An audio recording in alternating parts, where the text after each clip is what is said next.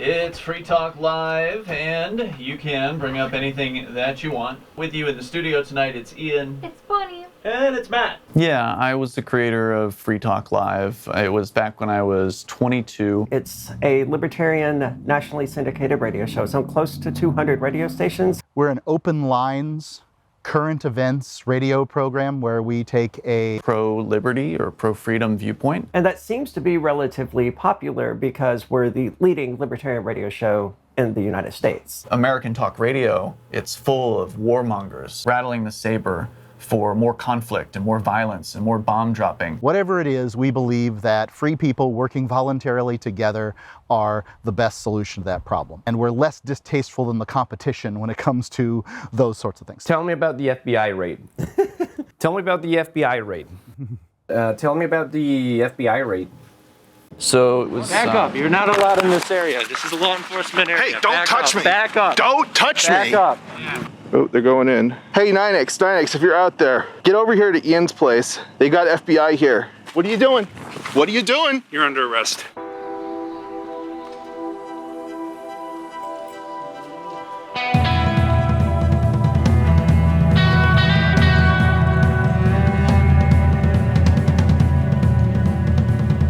Criminals! You're all fucking criminals! You wear that fucking badge, you're the fucking criminal! I woke up on March 16th. It's 6 a.m. when I heard my door being knocked down. I awakened in Playa del Carmen, Mexico. I just heard a massive amount of noise downstairs. Another large, like, breaking glass kind of sound. Like, okay, shit, something is pretty serious. I mean, I was just trying to get to check out some cenotes. It's too early in the day for this, and there's a bunch of FBI agents standing there with flashlights pointed at me, with guns pointed at me behind riot shields, telling me, Aria, stop moving or we will open fire. This raid was unusual in how violent it was. The FBI came in with like tanks, basically. An armored truck with a battering ram through the window of the studio of Free Talk Live.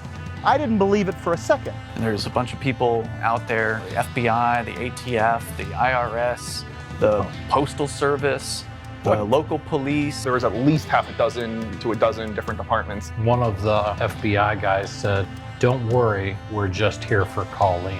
Like, that's nothing to worry about. They told me to put my hands in the air, and I refused to because I'm not going to strip myself down into my underwear in front of the FBI. I kind of froze for a second, and then I just put my dog down, and I wish I didn't do it. I wish that I had just made them make me, because when I was naked, obviously not holding a weapon, I was holding a chihuahua. I have two cats, and they're my best friends. I could hear my voice break as I said, please don't hurt them. They had smashed in the window right when you walk in the front door, and so there's glass all over the ground, right over by where we keep our shoes. So they want me to put my shoes on, try to shake out my shoes from the glass, my slippers. I put Ian's shoes on that were way too big for me and also full of glass, and I walked outside with my arms up, and they turned me around and handcuffed me. Without a warrant, without me being Mirandized, without anything. I'm smoking as fast as I can. I got 1.5 cigarettes in before they finally asked me about cryptocurrency, and I said, yeah, I'm gonna need a lawyer now. They took all the gold and silver that the church had in a safe, hardware wallets, for instance. They took my Nintendo Wii U. They took like $170,000 in cash. They don't like what we said. This is our second raid on Free Talk Live, and the first time they brought no evidence to bear against us. No, I'm a libertarian, so I don't support the state existing. It's a monopoly on violence, and it hurts peaceful people. Ian's a Vulcan. He's one of the most calm and collected people I've ever met. Ian is by nature an activist. He wants to do something to make things better. Even go to jail for doing something right. He's very much against the use of violence to achieve social and political objectives. I thought that it was kind of silly for a man who presumably is quite wealthy to be running around trying to get crypto into the hands of people far less wealthy than he. He's the only person I've ever met more stubborn than me. He's the best boyfriend ever. I mean, it's never fun having an axe over your head, but when I started doing activism, I knew that there were risks involved, and I knew that one of those risks was the government could kill me, and I accept that.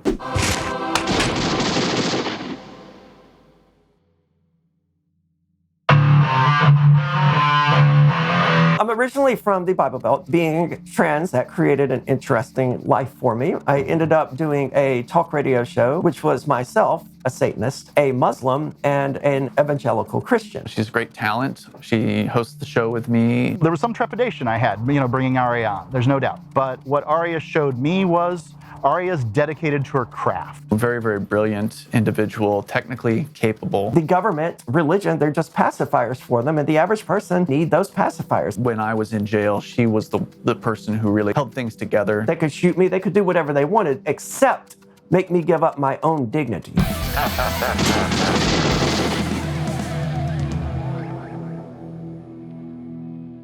And instead of protecting our rights, the government has become the chief violator. Formerly known as Rich Paul, he changed his name to Nobody a couple of years ago to run for governor, so that way people could actually vote for nobody. Mark Edge once described Rich Paul as the 7 deadly sins personified. He's a real character, a lot of fun on the air. What has your contribution been to the community? Well, apart from selling some weed, And a brilliant man, a brilliant programmer as well. Most of the time he's in a good mood when he's not behind bars. They actually kept Nobody in jail longer than they kept Ian in.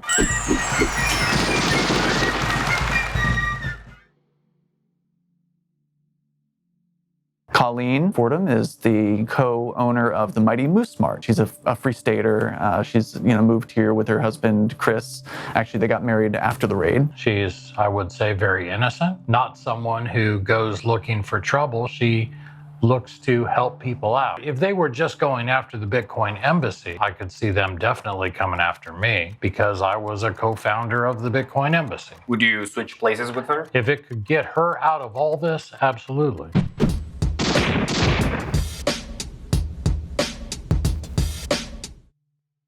Oh yeah, I believe in secession. I definitely want New Hampshire to secede. The Free State Project has had, I would say, a major impact here. When you have haters, you're doing something right. Let's have 50 different governments competing. If you want to secede from the United States, you can any day you want. You get a passport and you go live someplace else. Someplace that provides you with more freedom. Ian's a very hard-line libertarian. I'm much more the sort of voice of reason. Shut your damn mouth! I would let you speak the whole way through. He's not afraid to disagree with me. The disagreements make for more interesting radio. We got plenty of things to argue about. We don't need to make new ones up. Very unprofessional. You need a bitch. And of course, he is one of the founders of Free Talk Live. I don't want to say father figure of Free Talk Live, but I think he views himself that way. I don't see how I can avoid being a father figure to a bunch of juvenile delinquents. He spent 9 years behind bars for a crime he didn't commit. Frankly, I believe Providence brought me that scenario. I wouldn't be the man that I am today if it hadn't been for that situation.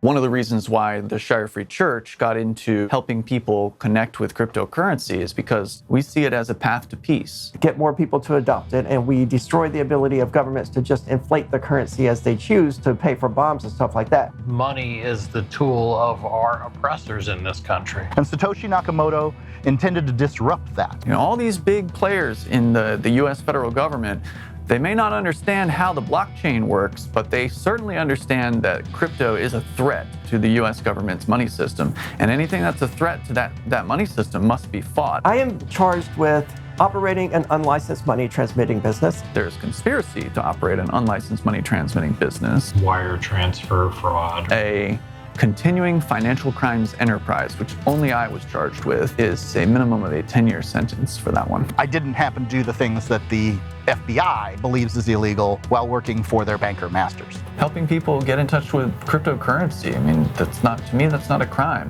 What is your end goal? Peace on earth.